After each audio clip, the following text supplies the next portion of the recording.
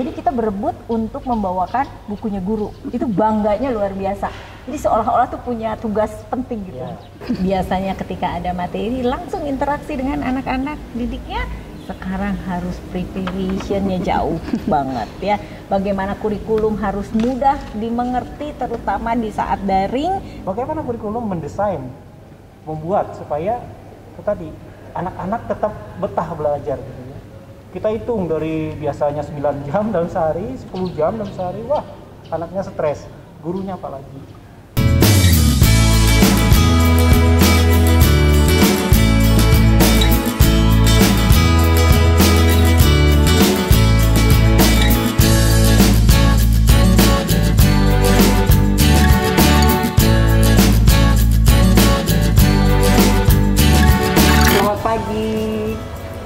Selamat bergabung sama kami. Halo Bayu. Hari ini kita sudah hadir di tengah-tengah kita ada Ibu Antonia Jiworo. Ini tamu spesial hari ini di SMP Santo Mikael. Selamat datang Bu. Thank you. Oke, kemudian di sini juga ada Suster Winfried, selaku Kepala Sekolah SMP Santo Mikael. Kemudian ada Pak Damianus Unyir.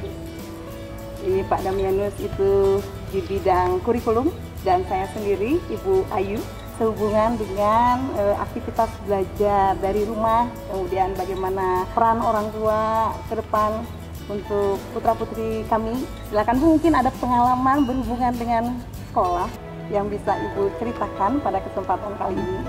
Saya duduk di sini sejak saya SD dan sekarang sampai tahun 82. Sampai 82. Terus kemudian sekarang sudah gedungnya istana begini megah. Dulu banyak pohon beringin terus. Iya. Banyak pohon-pohon, sekarang pohonnya udah kalah sama bangunannya. Tapi masih banyak tanaman. Iya. Ya. Jadi saya kangen banget. Bagaimana saya ingat waktu itu saya suka bawain bukunya guru. Itu kebiasaan kita ya. Zaman sekolah. Itu karena aku bangga banget. Jadi kita berebut untuk membawakan bukunya guru. Itu bangganya luar biasa. Jadi seolah-olah tuh punya tugas penting gitu, ya kan? Sampai benar kita bawa bukunya aja pakai kayak tas karung gitu karena buku kita banyak sampai berat sekali sih gitu. Jadi itu kita waktu tradisional. Tapi sekarang dengan daring, wow amazing ya. Udah nggak perlu bawa buku berat, nggak perlu nunggu jemputan, nggak perlu rebutan mandi gitu. Karena kami 5 bersaudara rebutan mandi gitu, jadi kamar mandi 2 juga nggak cukup gitu ya, jadi kita rebutan mandi terus kemudian akhirnya ke sekolah. Dan yang lucu juga anak saya rumahnya di depan sekolahan ini gitu ya, jam 7 kurang 5 menit dia masih di sekolah, bahkan teman-teman sekolahnya mampir ke rumah untuk jemput, jadi mainnya di satu rumah baru ke sekolah. Dan akhirnya dipanggil sama kepala sekolah karena yang rumahnya di depan sering terlambat. Karena saking deketnya, jadi jam 7 teng baru berangkat kan? Benar ya Pak ya? Oh itu udah sampai hari ini? Masih. Anak-anak kita rata-rata begitu. Oh makanya mereka bilang pasti pondok mas ya gitu. Ya itu cerita tentang konvensional, ya kan? Kalau daring, dari banyak pengalaman saya keliling Indonesia, saya melihat banyak sekali hal baru. Daring ini sebenarnya kan teknologi baru. Itu adalah industri 4.0 di mana kita harus siap dengan teknologi. Cuman karena didorong sama COVID ya, yang kita semua nggak suka. COVID itu mempercepat semua hal.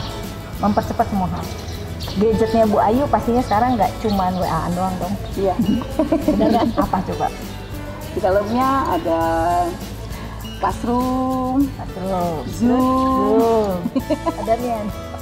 Sama. Yang jelas untuk IG, Facebook, kemudian juga WA ada pasti ya. Kemudian kita di Zoom pasti ada, kemudian juga Classroom pasti ada, dan juga aplikasi yang menunjang. YouTube tuh, kalau yang paling mudah. Suster, ya? Kita dengar suster. Iya. Di HP saya ya ada YouTube, ada Zoom, ada Jitsi, Nah, kemudian banyak aplikasi yang sebelumnya kita punya gadget nggak ada. ya kan? Bahkan pesan makanan Pakai ya, biasanya ibu-ibu rumah tangga ya, ibu-ibu yang wanita karir pesan untuk anaknya di rumah atau supaya mendukung pembelajaran. Jadi sekarang gadget makin produktif. Dengan daring ini, gadget semua orang makin produktif. Artinya apa? Semua hal hanya dijangkau dalam genggaman. Nah, cuman ini nih PR-nya sekolah. Gimana membuat siswa apa yang ada di dunianya itu adalah seperti yang diharapkan. Iya. Ya kan? Nah, Bu Ayu sama Pak Damian Sasuster kan pasti punya pengalaman nih, ya kan? Nah, kayak kita semua kan pasti siswa, orang tua murid mau denger nggak cuma dari aku doang gitu. Dari aku tuh adalah ngeliat tadi secara tradisional, aku ngeliat aku bangga bawain tas dan bukunya guru, terus aku mandi pagi rebutan sama adik-adik biar nggak terlambat sekolah. Iya, aku inget banget pelajaran biologi gitu, buku aku masih bisa sampai ke adikku, sampai lembarannya udah tinggal nih pelajarannya sama persis. Tetapi giliran anakku setiap tahun ganti buku. Nah, kalau sekarang kan tinggal di gadget. Ada semua. Nah, coba Pak Damian dan Bu Ayu Sasuster sharing deh supaya nyata dalam kehidupan bahwa ini adalah menjadi satu hal percepatan yang apakah menyesatkan, apakah mendukung, ataukah membuat aku stres. Ya, siapa dulu nih? Suster dulu kali ya. Silakan. Suster dulu yang tenang gitu. Atau Bapak Ibu guru dulu. Iya. Baik, terima kasih Bu Antonia dan Bu Ayu, Pak Damian dalam menyikapi percepatan teknologi yang harus kita juga ikut beradaptasi. Ya, saya sebagai guru dan juga ada tugas dari kongregasi untuk bertanggung jawab di SMP Santo Mikael ini.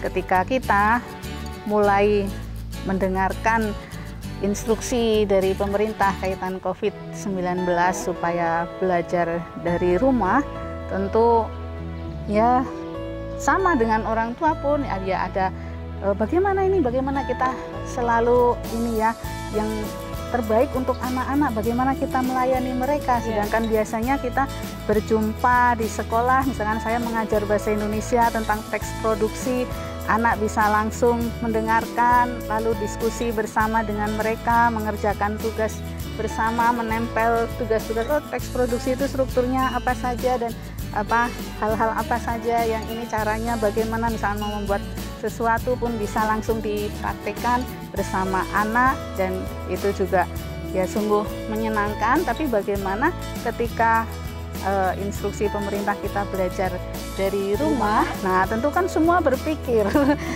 ini bagaimana ini, iya semua Berpikir apa stres? juga ya ada, tetap ada stresnya itu tetap ada.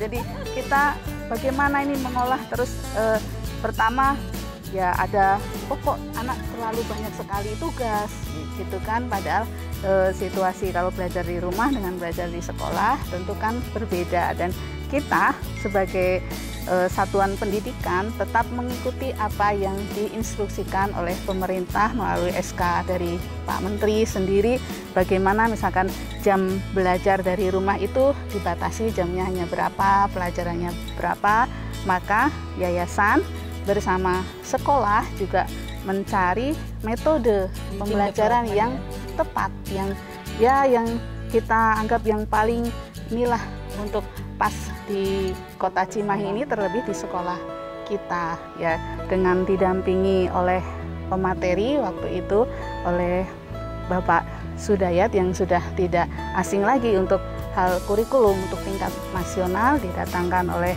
sekolah kita dan juga yayasan untuk bagaimana model pembelajaran yang tepat. Nah, maka kita menggunakan blended learning itu Bu, ya dengan tujuan supaya semua bisa nyaman, ya tetap senang, bergembira belajar di sekolah. Nah, itu pertama bagaimana produk apa ataupun model seperti apa yang ya mendekati atau paling tidak pas lah untuk zaman ini. Dan selain itu juga fasilitas-fasilitas pendukung itu tidak kalah pentingnya. Mungkin anak-anak bisa lebih canggih. Nah, bagaimana dengan Bapak Ibu guru atau sekolah kita menyediakan sarana-sarana itu yang berkaitan dengan pembelajaran dari rumah, dan teknologi itu sangat dibutuhkan. Seperti itu. Jadi sarana-sarana yang diperlukan pun kita lengkapi. Kita berterima kasih untuk dukungan yayasan maupun pemerintah yang memberi peluang untuk misalkan dana bantuan BOS itu bisa untuk sarana-sarana pendukung pembelajaran dari rumah. Kita diberi keleluasaan oleh pemerintah mengelola sumber dana tersebut. Jadi kita sudah apa yang dibutuhkan untuk guru maupun untuk sekolah demi terlaksananya pembelajaran itu lebih baik dan kena sasaran.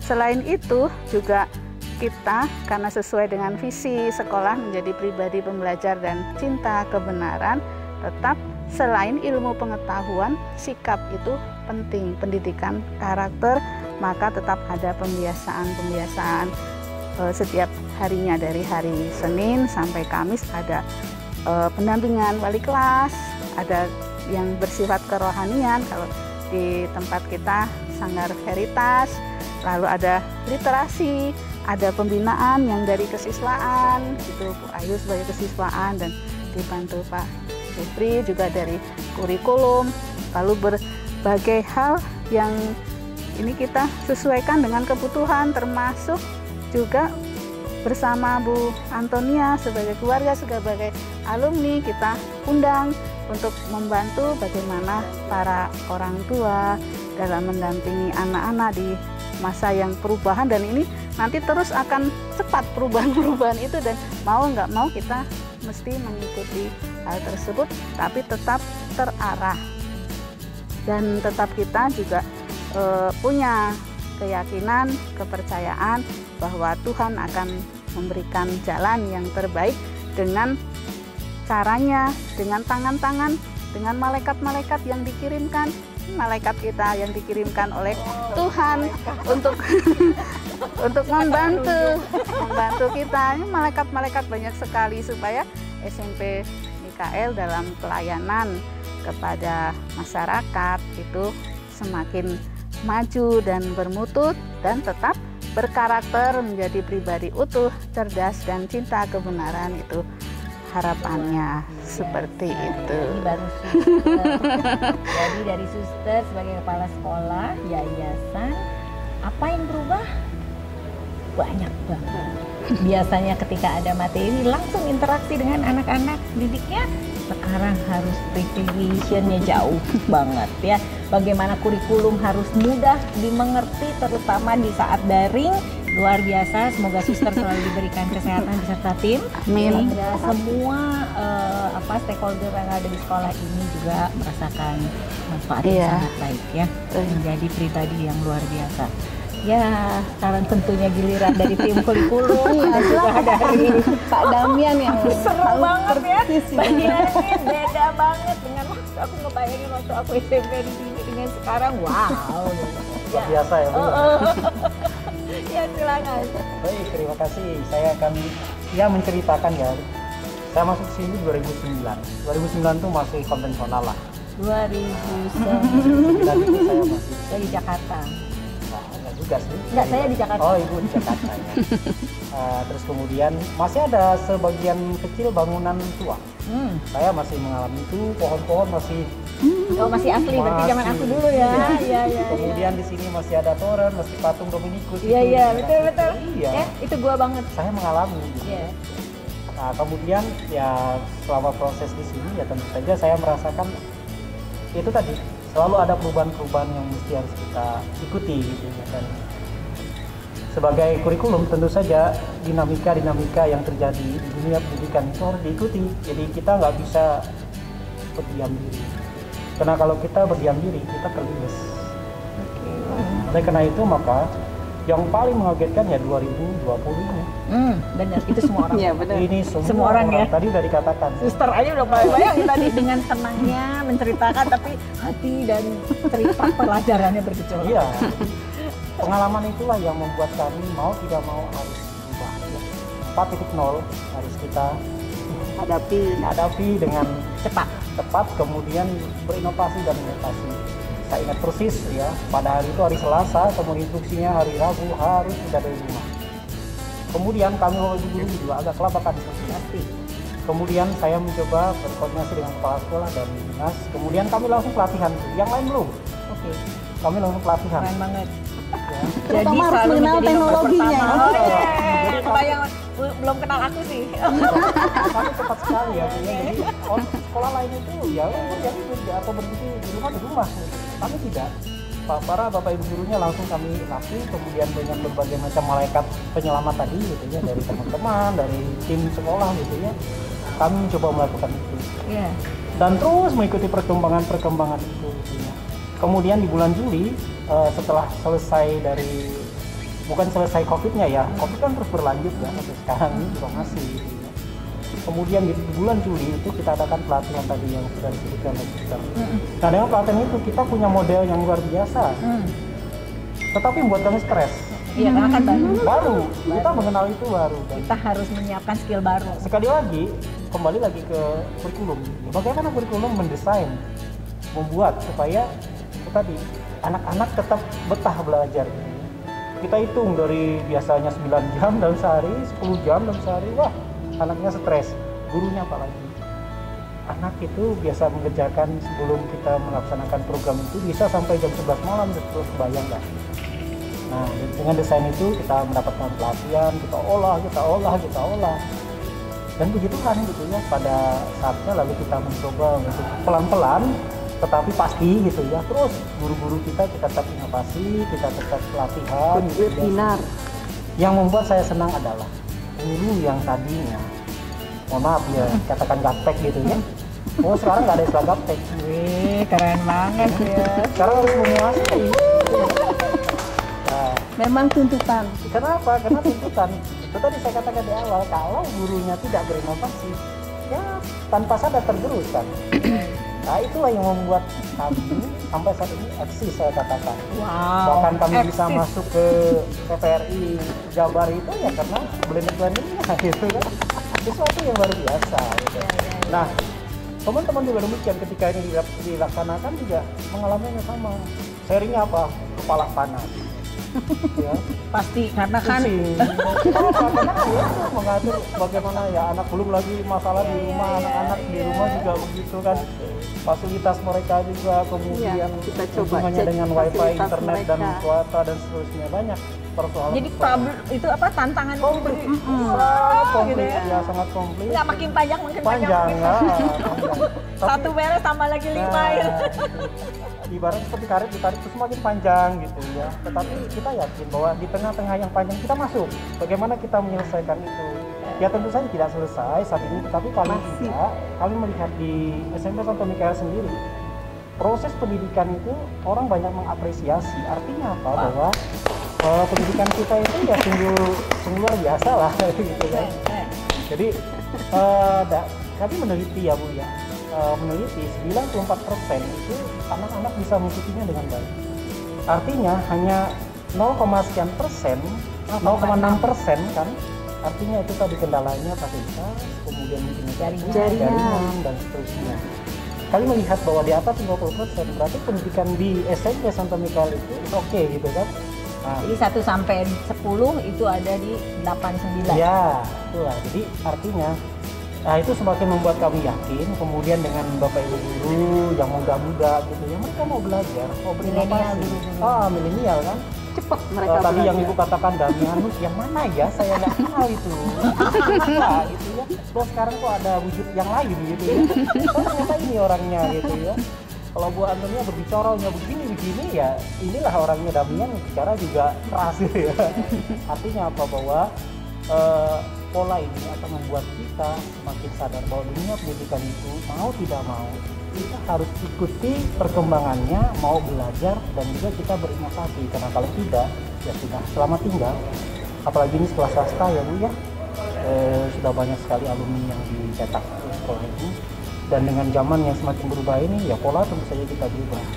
Tadi Ibu mengatakan dalam pertemuan juga bahwa nanti gedung-gedung yang besar ini nggak ada gunanya. Ya apa gunanya kan? Orang sudah bisa belajar di rumah, orang sudah bisa belajar di taman, orang sudah bisa belajar di mana-mana. Tapi kami yakin dengan gedung yang besar ini tetap, walau gedungnya besar nggak ada anaknya, tetapi anaknya di mana-mana, kita tetap bisa menjangkau. Ya mudah-mudahan bahwa Bahkan ini go internasional. yes. Gurunya ada di semua ruangan, Yes. tetapi go internasional gitu. Bisa. Itulah karena Jadi selalu ada sesuatu. karena blended learningnya itulah yang membuat Ya.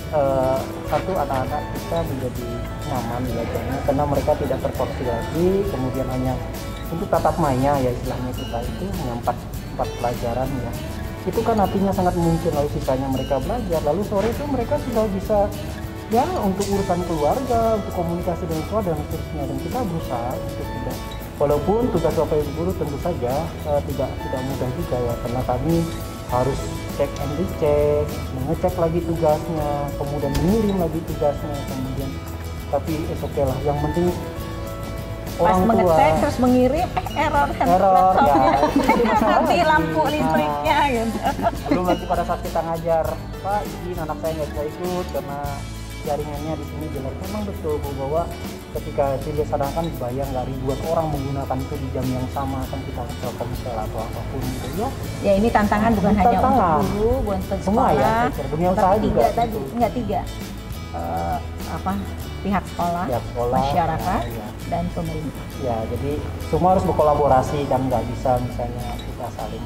Ya. Itu tadi pada prinsipnya kami mengikuti perkembangan, dan karena memang kita di bawahnya dinas, tentu saja kita ini dua tuan, ya, yayasan dan dinas. Yes. Secara hukum kita juga dinas karena kita menyeluruhkan jasa adalah dinas. Oleh karena itu maka ya dinas cukup mengapresiasi melalui pengawas kami, melalui pertemuan-pertemuan kepala sekolah yang juga suster sampaikan kepada kita bahwa itu ada sesuatu apresiasi.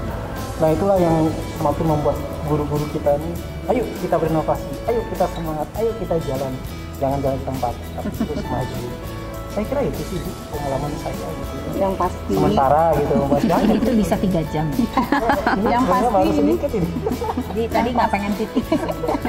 yang pasti itu kalau yang biasanya kita itu pagi-pagi ini sudah banyak dengan siswa di atas, Hai, Bu, selamat sudah pagi. berkomunikasi ya, dari luar sudah selamat pagi Bu, kemudian di gerbang sudah salam tangan gitu ya, pagi-pagi Ada kebetulan kehilangan.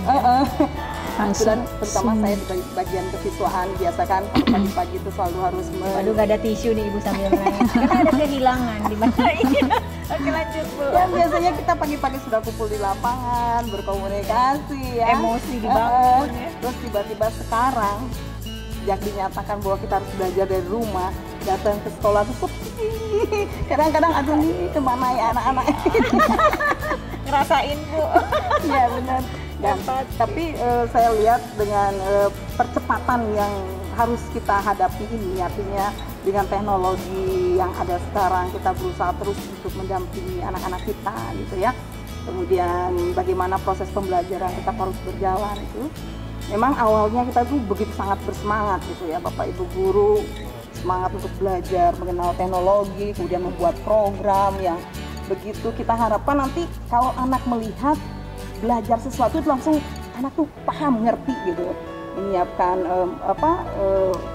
dari PowerPoint-nya, videonya gitu ya, bagaimana kita harus berkomunikasi melalui Zoom sama anak-anak gitu ya. Tapi pas itu pertama muncul, apa yang terjadi? Anak-anak tuh gak ada yang buka kamera. Oke. Itu bikin kita kaget ya. Sedih lagi. Melo ya Ibu Ayu. Akhirnya kita bilang, ayo dong anak-anak ya, kita rayu-rayu. Ini adalah waktu yang memang situasinya berubah. Ini cara kita berkomunikasi. Jadi cara kita menghargai keberadaan kita di Zoom adalah cobalah tampilkan wajah kalian gitu ya. Karena apa? Kita udah lama nggak ketemu anak kan? Kita dengan situasi seperti itu. Kemudian ini ada juga pertanyaan yang cukup bagus. Siapa Bagaimana itu? menghadapi anak-anak yang sudah bosan menghadapi belajar jarak Bisa tuh. dari rumah ini? Kemudian Tadi bagaimana udah jawab memotivasi mereka gitu?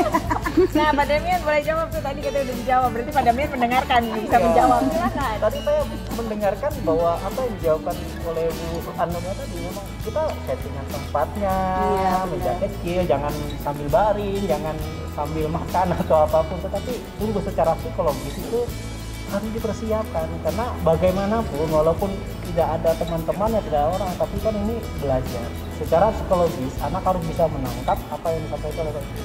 Maka settingan tempat, fasilitas yang ada itu akan membuat anak semakin termotivasi untuk belajar. Yap. Tadi pertanyaan sharing ibu yang apa tadi, dosen tadi ya, saya ingat persis. Saya ini dosen, saya sudah lakukan ketika saya pulang, saya setting tempatnya bagaimana. Itu sesuatu yang baik, ada peran gitu ya. Jadi bukan hanya sekolah, tetapi orang tua, tadi masyarakat ya harus punya peran masing-masing.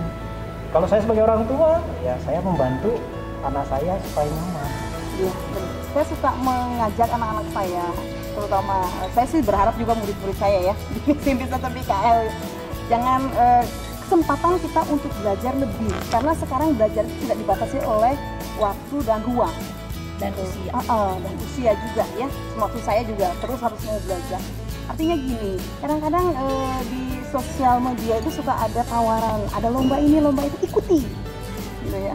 Kayak lomba bercerita, sehingga yang tadinya anak saya pegang gini terus, terpaksa dia harus dilatih untuk bercerita, saya bilang ambillah lomba itu, nggak apa-apa, nanti ibu bantu bagaimana cara berbicaranya, siapin tokonya, mereka bikin, kemudian mereka saya lihat anak saya itu seharian tuh udah di depan laptop sama kameranya, sama teksnya yang dia bikin itu ya, kemudian dia latihan, itu saya bilang mana dong lihat itu apa namanya videonya, nah gitu itu kita bisa discuss. Saling support.